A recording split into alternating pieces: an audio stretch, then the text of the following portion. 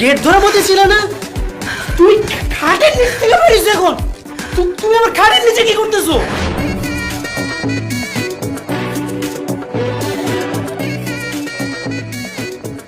এই ইমরান, গাধার বাচ্চাটা।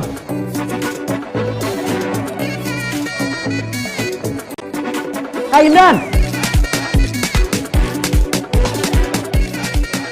তৌসিফ, শাহিদ, একটা গাধার বাচ্চাও নাই এখানে। এগুলো কি হইতেছে আমার বিয়ের মধ্যে ইমরান? আমি চলে আসছি 1 ঘন্টায়, অথচ এখনো কাজের খবর নাই।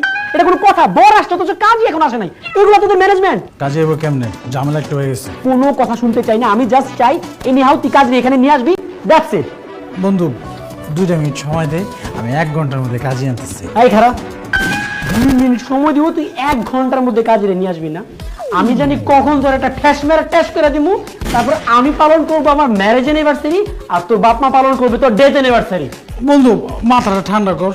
নিজের বিয়েতে যদি কেউ এরকম উত্তেজিত হয় তাহলে মানুষ আছে তো কি বলবে? আমি কি আজকে প্রথম উত্তেজিত হয়েছি?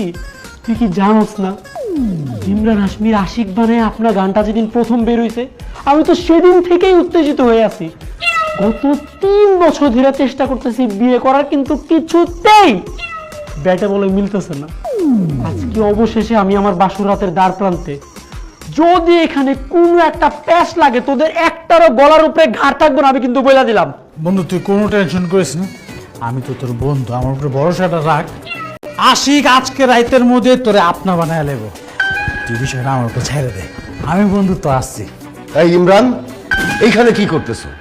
মেয়ে মানুষের মতো পকর পকর পকর পকর করতেই আছো। এদিকে কত কাজ পড়ে আছে, সেটা কে দেখবে? যাও যাও, গিয়ে দেখো সব ঠিক আছে কিনা। তুই তো আমার মান ইজ্জত ডুবাই দিবি। তোরে আমি বারবার বললাম যে আমি তোর বাপ, আমি আগে বিয়ার আসরে যাই না, তুই আগে চলে আসছিস। বাবুর চেয়ে তো আসে নাই এখনো, আর কাজই তো দূরের কথা।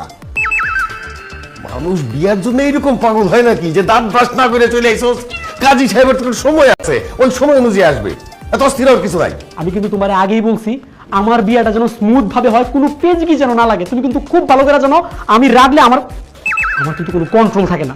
তুমি সুন্দর করে বললা কোনো সমস্যা নাই বাপ, সুন্দর মতো তোর বিয়েটা নামাই দিব। এখন তোমারও খবর নাই, কাজেরও কোনো খবর নাই। আর তুমি এখন ওদিক থেকে কোথেকে আসলে? হ্যাঁ, ওইদিকে তোমার খালা শাশুড়ির রুম।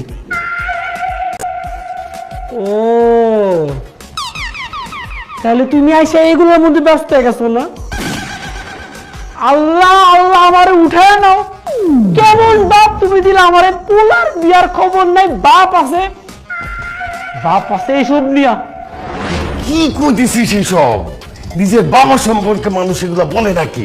হ্যাঁ, চুপ কর।